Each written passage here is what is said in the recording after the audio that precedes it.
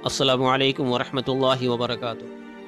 الصلاۃ والسلام علیکہ یا رسول اللہ وعلی آلہ واصحابہ یا حبیب اللہ صلی اللہ تعالی علیہ وسلم۔ مکہ معظمہ میں ایک کافر ولید نامی رہتا تھا۔ اس کا ایک سونے کا بت تھا جسے وہ پوجا کرتا تھا۔ ایک دن اس بت میں حرکت پیدا ہوئی اور وہ بولنے لگا۔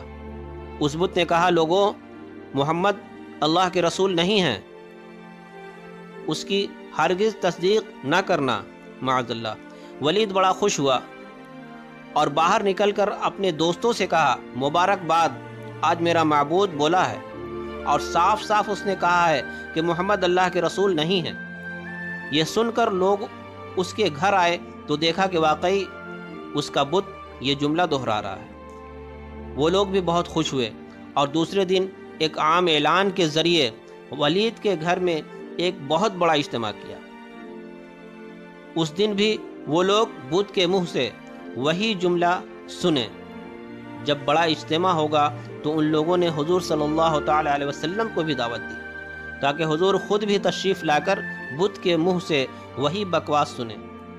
چنانچہ حضور صلی اللہ تعالی علیہ وسلم بھی تشریف لے آئے۔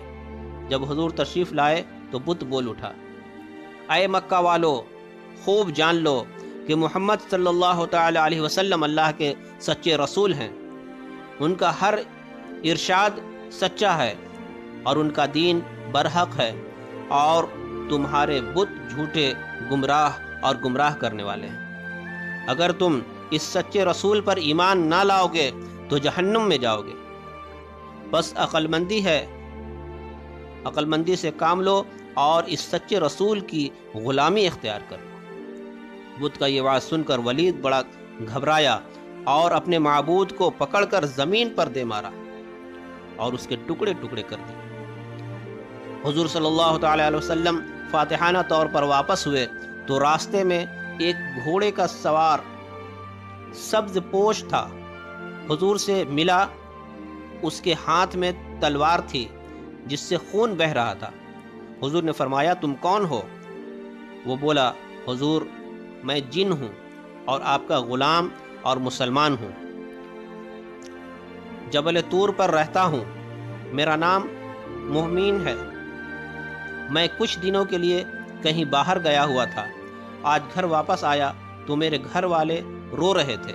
میں نے وجہ دریافت کی تو معلوم ہوا کہ ایک کافر جن جس کا نام مسفر تھا، وہ مکہ میں آ کر ولید کے بت میں گھس کر حضور کے خلاف بکواس کر گیا ہے، اور آج پھر گیا ہے تاکہ پھر بت میں گھس کر آپ کے متعلق بکواس کرے۔ یا رسول اللہ صلی اللہ علیہ وسلم، مجھے سخت غصہ آیا، میں تلوار لے کر اس کے پیچھے دوڑا اور اسے راستے ہی میں قتل کر دیا، اور پھر میں خود ولید کے بت میں اندر گھس گیا، اور آج جس قدر تقریر کی ہے میں نے ہی کی ہے، یا رسول اللہ صلی اللہ علیہ وسلم۔ حضور نے یہ قصہ سنا تو آپ نے بڑی مسرت کا اظہار کیا اور اپنے غلام جن کے لیے دعا فرمائی۔